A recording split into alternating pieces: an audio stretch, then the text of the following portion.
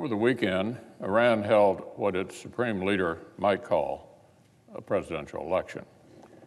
To the rest of the world, including millions of Iranians, what actually happened was quite clear.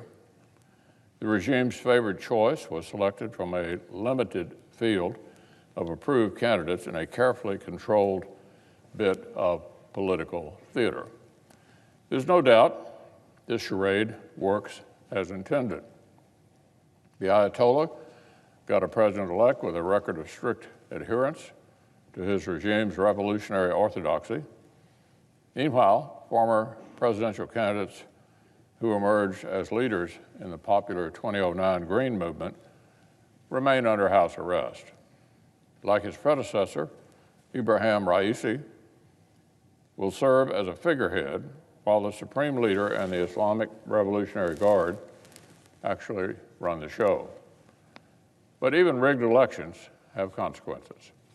And the new, most visible figure in Tehran has a proven history as a hardline theocrat.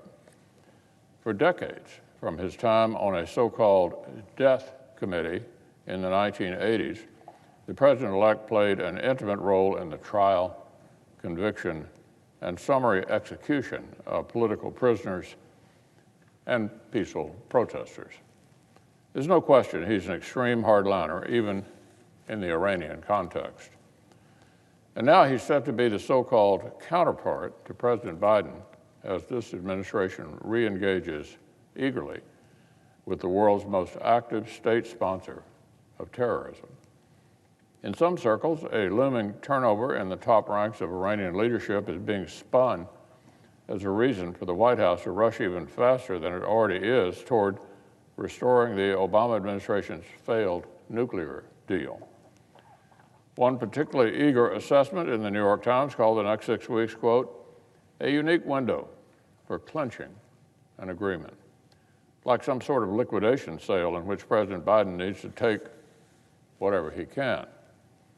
Meanwhile, rational observers know that the fundamental reality of the U.S.-Iranian relations certainly has not changed.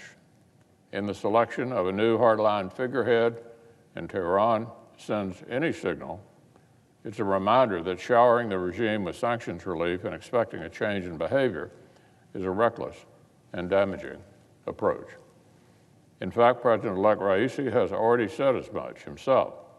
Iran's ballistic missile program is, quote, not negotiable, and meeting with President Biden is not on the table.